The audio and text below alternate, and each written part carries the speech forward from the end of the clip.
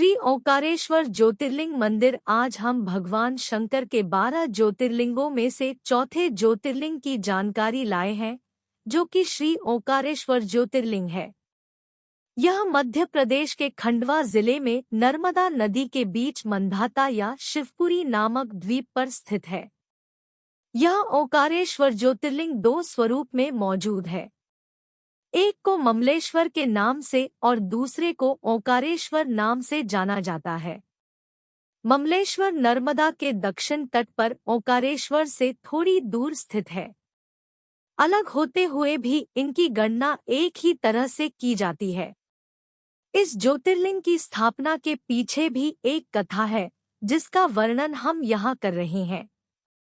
वैसे तो इसकी स्थापना के लिए कथाएं प्रचलित हैं, लेकिन यहाँ हम आपको ऋषि नारद मुनि की कथा सुना रहे हैं। इस तरह हुई ओंकारेश्वर ज्योतिर्लिंग की स्थापना। एक बार नारायण भक्त ऋषि नारद मुनि गिरिराज विंध्य पर्वत पर घूमते घूमते पहुँच गए। वहाँ उनका स्वागत बड़े ही आदर सम्मान के साथ हुआ। विंध्याचल ने कहा कि वो सर्वगुण संपन्न है। साथ ही कहा कि उनके पास किसी भी चीज की कमी नहीं है। उनके पास हर प्रकार की संपदा है।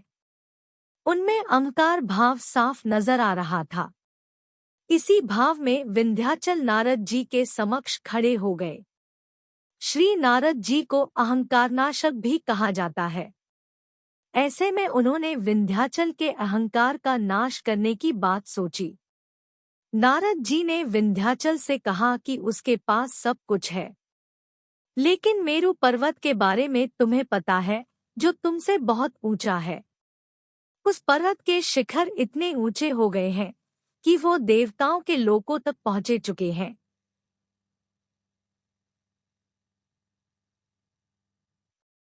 ऐसे में उन्हें ऐसा लगता है कि वो इस शिखर तक कभी नहीं पहुंच पाएगा। विंध्याचल से यह सब कहकर नारद जी वहां से प्रस्थान कर गए हुए हैं। मुझे लगता है कि तुम्हारे शिखर वहां तक कभी नहीं पहुंच पाएंगे। इस प्रकार कहकर नारद जी वहां से चले गए। उनकी बात सुनकर विंध्याचल को बहुत दुख हुआ।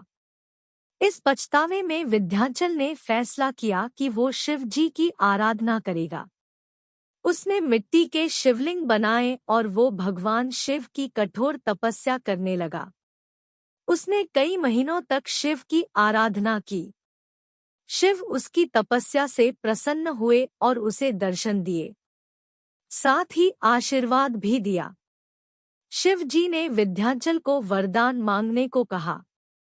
उसने भगवान शिव से कहा कि अगर आप मेरी तपस्या से प्रसन्न हैं, तो मुझे कार्य की सिद्धि करने वाली अभीष्ट बुद्धि प्रदान करें।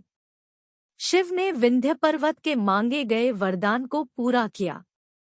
उसी समय देवतागण तथा कुछ ऋषिगण भी वहां पहुंच गए।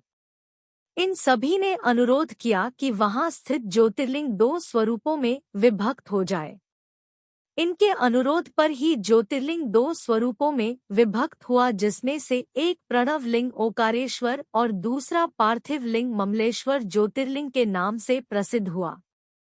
अगर आपको यह जानकारी अच्छी लगी हो तो कृपया इस चैनल को लाइक, शेयर और सब्सक्राइब करें। धन्यवाद।